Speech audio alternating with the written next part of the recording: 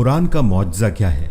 हमारा यकीन है कि कुरान मुकम्मल अदब है। किसी भी ज़ुबान से मवाज़ना कर लें, कुरान मुकम्मल तौर पर अदबी है।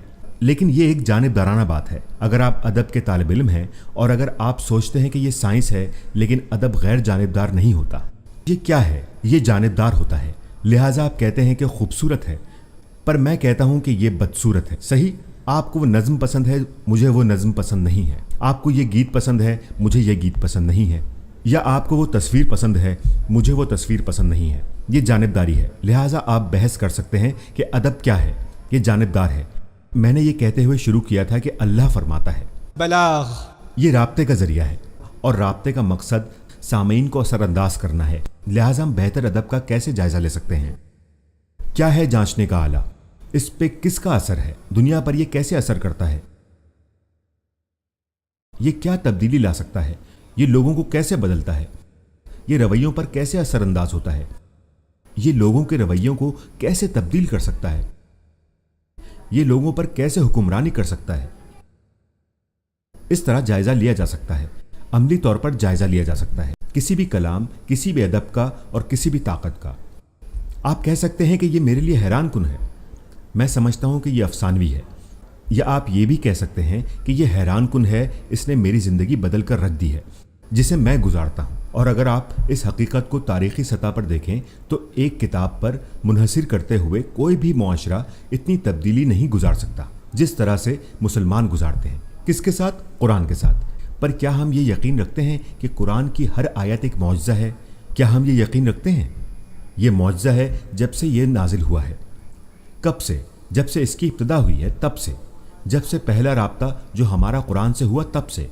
पहला मिलाप जो इंसान को कुरान से हुआ, तब से। कुरान की आयत एक मौजज़ा है, इस पे हम यकीन रखते हैं। कुरान की कितनी आयत हैं पेशन गोई करती हैं? बहुत कम।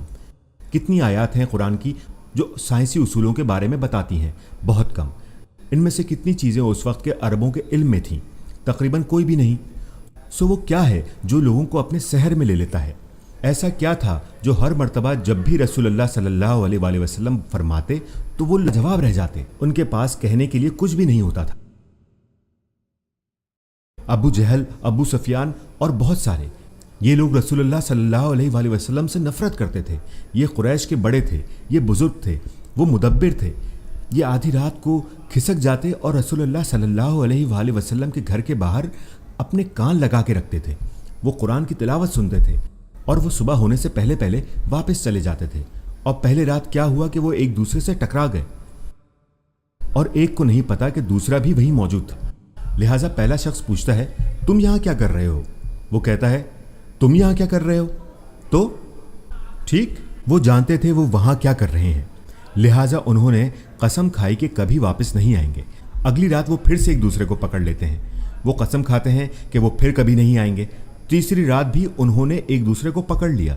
जब तीसरी रात उन्होंने एक दूसरे को पकड़ा तो उन्होंने अपनी माओं की, अपने रब की, अपनी जिंदगियों की कसम खाई कि वो वहां कभी नहीं आएंगे। लिहाजा वो नहीं आए।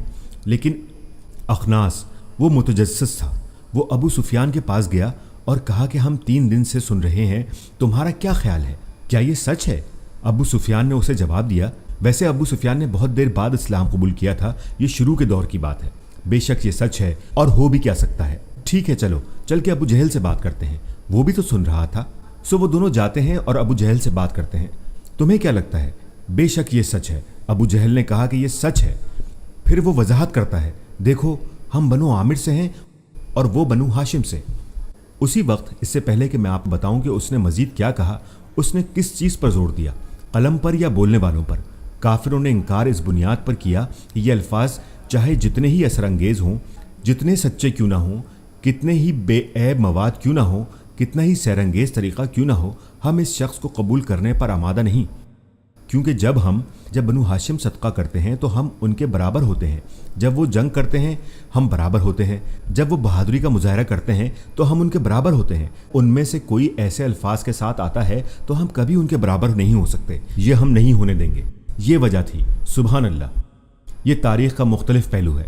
यहाँ तक कि जो कुरान से नफ़रत करते थे वो भी कुरान से सहर अंगेज़ी में मुब्तला रहते थे। कुरान उम्दा, हैरान कुन, सहर अंगेज़ अदब है।